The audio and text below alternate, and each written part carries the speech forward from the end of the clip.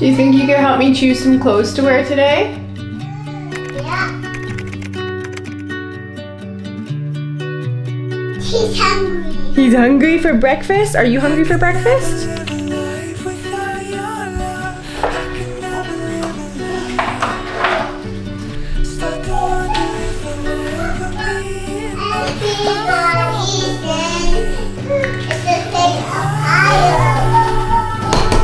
Seven, 9. Good job. Good morning, you guys. Welcome back to my YouTube channel. It is currently a Tuesday. The kids just had some breakfast. I'm about to clean all of that up. And I thought I would take you guys behind the scenes of just a very kind of relaxed day in the life today. I have a few different random things that are happening today that usually wouldn't be happening on a Tuesday. In just a couple minutes, I actually have an appointment with a naturopath that I'm very excited about. I've just had a few things with like postpartum this time when it has come to like breastfeeding, weight loss, and everything that I want to dive a little bit deeper into. I think I also mentioned to you guys months ago about the eczema that I had on my hands postpartum this time, and I still have that. So I figured it was just time to get to the bottom of it. So I'm really excited for that appointment today at 10. We also have a new washing machine being delivered today, which is very exciting. Basically, like a week and a half ago, our laundry machine stopped working to the point where it was literally smoking after I did the final load. So we haven't been able to do laundry in a while, and I've had a very generous friend helping us out with that in the last little bit, but there's just been so much laundry that has been piling up since that happened. So I'm very excited for that new machine to come today. But other than that, it's just mostly gonna be a very slow Tuesday in the life at home. I can't even believe it, but this week actually we're coming up on the 1-year anniversary of us buying this house. I think it's actually in 2 days. I feel like time has just flown since we had Jude a couple of months after we moved in. And when you first move into a place, it takes a while to get everything unpacked and to feel like it's actually home. And then you add a baby and renovations into the mix of that. It literally has just gone by in the blink of an eye. But now that we are coming to the end of renovations downstairs and we've got the pool finally open, we're able to fully enjoy the backyard. It's just like such a huge answer to prayer being here, and I've been thinking about that a lot in the last couple of days. And so I've spent most of my free time in the last little bit just outside gardening, and I absolutely love it, you guys. Like, I think I have found my new hobby. I just have such a deep appreciation and love for figuring out the different plants that are back there, how to take care of them, and just like envisioning what the space could be. But it is really lovely to be able to enjoy it this summer instead of just being so pregnant and unpacking a gajillion boxes. Anyway, since it is now 9:25 and my appointment is at 10, I should probably get on it with breakfast cleanup. I'm going to have to rely on screen time heavily for this appointment today because I think it's like a 1-hour virtual consult, and I have both kids with me. Jude is gonna be sleeping, I think, for the majority of it. I hope and pray. But Vivian for sure will be watching out of the box or something like that, just so I can have a little bit of quiet on the call. So we'll have to see how that goes.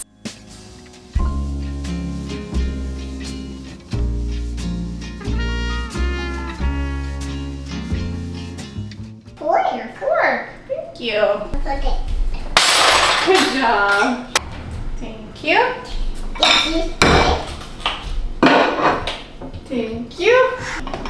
He's poked. And Jude's cup. This cup. Bowls. Thank you.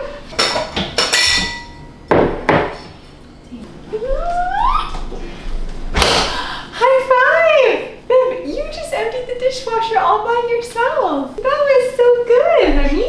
That was really helpful. You helped mommy, and you helped our whole house by emptying the dishwasher. That was so cool. It's empty. It's empty. You did that. Hello. Hello, how are you? I am good. Update me on things. So you've had 2 kids. It's a quick turnaround time. They're 15 months apart. Holy cow. Yeah. Months apart. Congrats. Thanks. Yeah.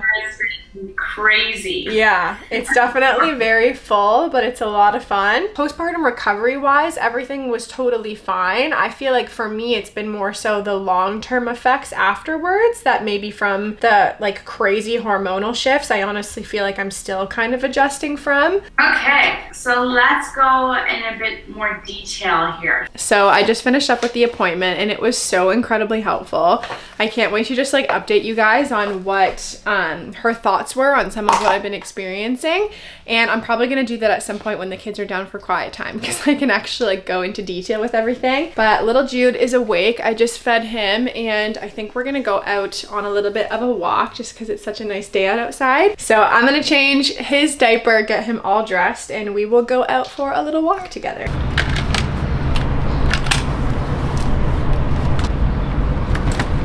Nice and shady. Want me to close the door?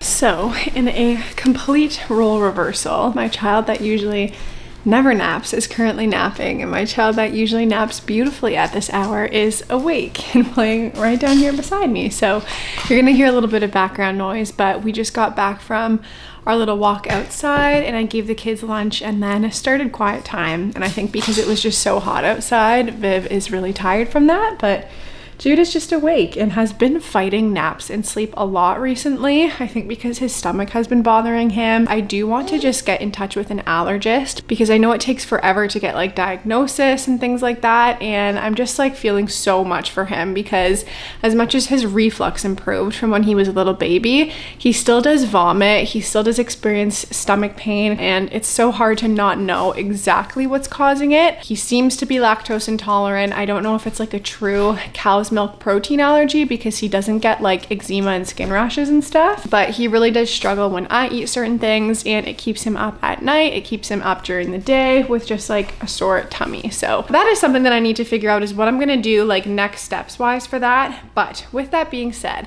I thought I would update you guys on the appointment that I had this morning and just what I went over with the naturopath because it was so helpful. And the reason that I booked the appointment again was primarily because I wanted to talk to her about some of the like breastfeeding weight loss I've been experiencing. But I also just wanted to talk about like kind of postpartum just feeling off in general and not really knowing like what's coming from what and kind of how to tackle things. So we talked about like dizziness, fatigue, having brain fog, ovulation pain, the fact that I've lost so much muscle. We kind of went over everything, and she did also get me a requisition to get blood work done. There's some things like thyroid and stuff like that, which is connected to fatigue and all of those things. But it's just, you have to get blood work to know where things are actually at. So thyroid is something that she wanted to check for, and just like whether or not I have an overactive thyroid right now, vitamin D levels, but also just like my adrenal glands, because one of the things that I was saying is that I often feel like dizzy when I'm going back and forth between like taking care of the kids and then emptying the dishwasher and then like picking up a baby or whatever. And she was saying that a lot of the times that is like the adrenal glands just being stressed and not having like enough time to recover and heal.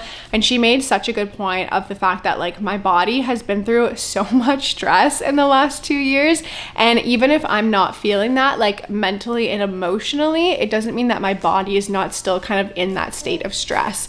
And so there's a lot of just like healing stuff that we need to do.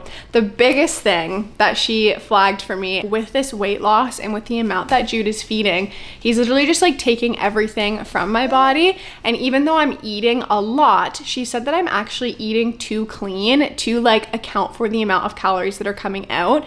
And she didn't necessarily recommend that I just go and eat like McDonald's all the time, but she did say that what I need to start doing a lot more of is eating like a ton of healthy fats and actually like forcing myself to do that because I need to be able to make up for the amount of calories that he's taking out.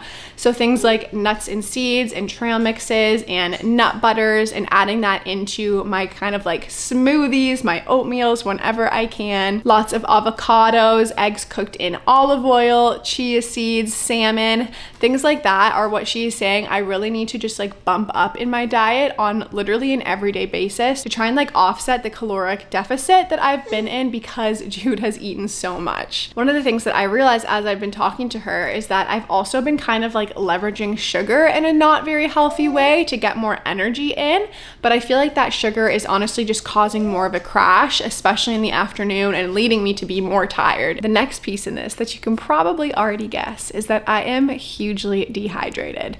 When she was asking me how much water I drink in a day to like meet the level of breastfeeding that I'm doing right now, she was like, so how much water are you drinking? And honestly, thinking about it critically, I don't know the last time that I've thought about it, but it's probably only like 4 to 6 cups of water per day.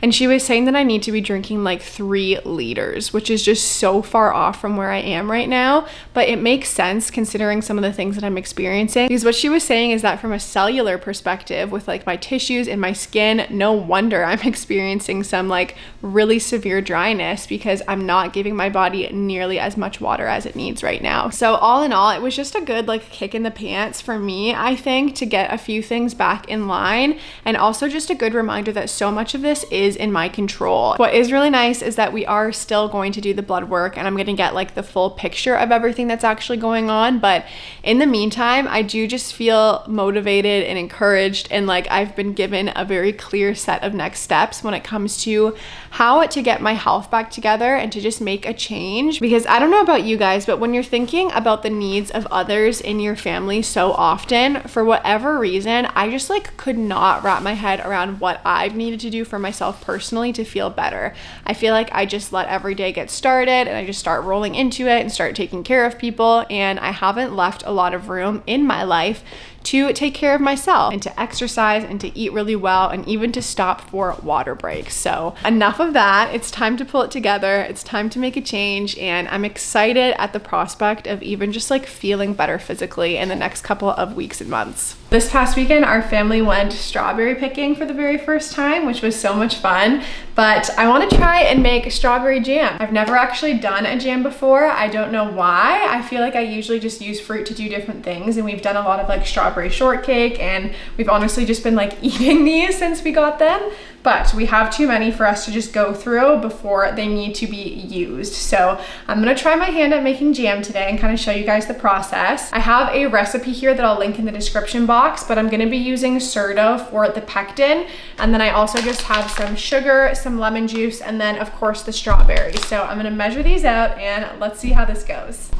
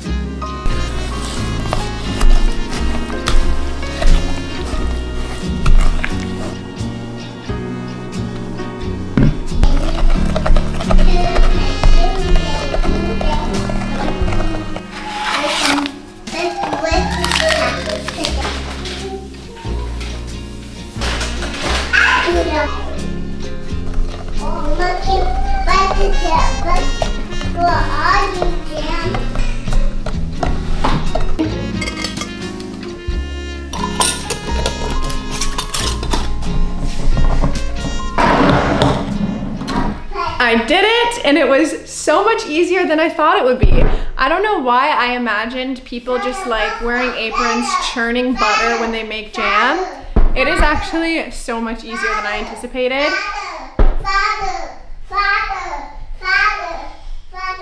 What's going on over there? Now I just need to let these sit at room temp for 24 hours, and then we can start enjoying our very own homemade jam. As you can see, Jude is still awake. I don't know what it is, if we're going through a leap or something, because I've just not really paid attention to like leaps or milestones or wonder weeks or anything like that this time around. But the past couple of days, man, it's like he is just not into napping or sleeping at night or anything of that nature. But tonight is gonna be interesting because we have a prayer and worship night with our church, and they usually don't end until like around 8 p.m. and I'm gonna bring both kids to that after dinner. Fingers crossed we can all hold it together for at least a few more hours.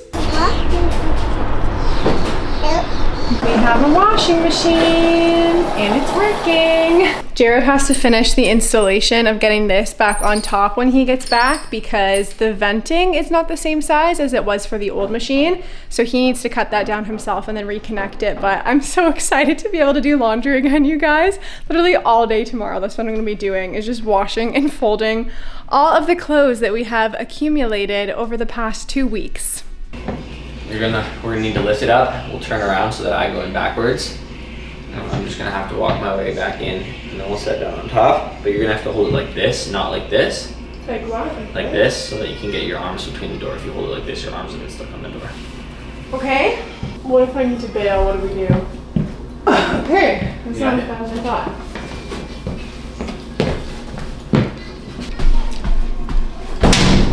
thought. Swing yourself around. Oh, it's tipping a little bit. My fingers are sweating. I'm very proud of myself. Good job, the mama and dada. Thanks, bud. Good morning. I am not going to lie, it has been a couple of days since the last footage that you guys saw. I think after the worship night I was planning on like ending the vlog, but we got home pretty late and then the next day things just got full. I wanted to update you guys on a few things. I have good news and bad news. The good news is that our washing machine is fully set up. We got it hooked up. The dryer is hooked up, and I have been doing just an insane amount of laundry in the last couple of days. It's wild how much laundry a family can accumulate, and it's been almost 2 weeks that I haven't been able to like do everything. It was so lovely to have some things done by our friends, but there were some things that I just like didn't want to send because it would be too much, so I did all of the bedding yesterday. It feels so good to have things just be fresh. I'm so glad we have a washing machine back. Bad news, which is not like the end of the world, but it is just kind of sad, is that the jam didn't work. I ended up using a recipe that didn't call for boiling it, and when it didn't set, I was like, was I supposed to boil it? Like, did I make it up that the recipe didn't say that? Then I went to check it again, and it didn't require me to boil it, but it did require liquid pectin, not like a powdered pectin, which is what I used. So I waited 24 hours, and it literally looked no different than it looked when I finished it the other day. It's still usable in the sense that you can just like give it a really good mix and it still tastes good, but it's certainly very runny. So all this to say, if you were watching that and you were like, oh, I'm gonna try this recipe, it looks so easy, do not do what I did. Make sure that you have liquid pectin because it is going to really change the consistency of your jam. As you guys can see, I am currently outside on our back deck and I've got all of the gardens behind me this morning, which is so lovely. It's currently 6:22 a.m. and I'm out here for a few reasons. First, that it is just so beautiful to be out here in such like a quiet and peaceful way to start the day, but also because Jared's dad is here right now and he is helping us with the basement. We are getting so close.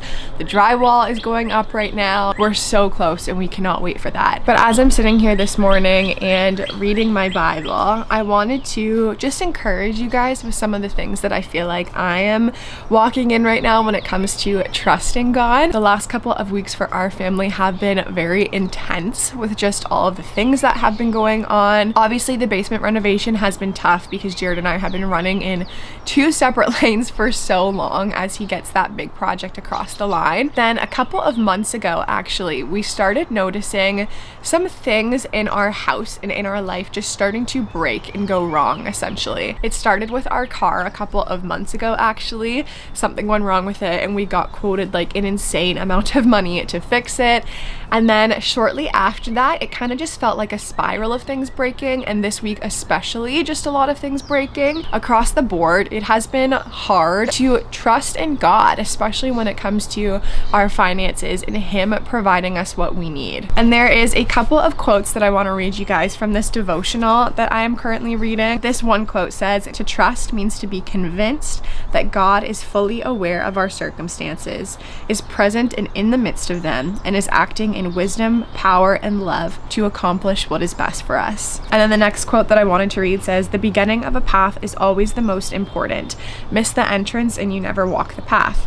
Perhaps the narrow gate that opens onto the road towards God, that many people think they have walked through but never have, can be found in an idea so simple that we often miss its force.